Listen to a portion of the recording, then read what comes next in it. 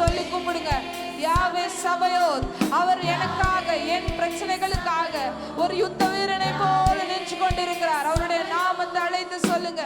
என்னால் தீர்வு காண முடியாத பிரச்சனைகளுக்கு, என்னால் சரி கட்ட முடியாத பிரச்சனைகளுக்கு, என்னுடைய நோய்களுக்கு, என்னுடைய தீராத கவலைகளுக்கு, என்னுடைய துன்பத்தின் பாதைகளுக்கெல்லாம் ஒரு முற்றுப்புள்ளி வைக்கும்படியால் யாவே சபையோத், அவர் நமக்காக முன்று நின்று நமக்காக யுத்தம் செய்யும்படி நின்று கொண்டிருக்கிறார்.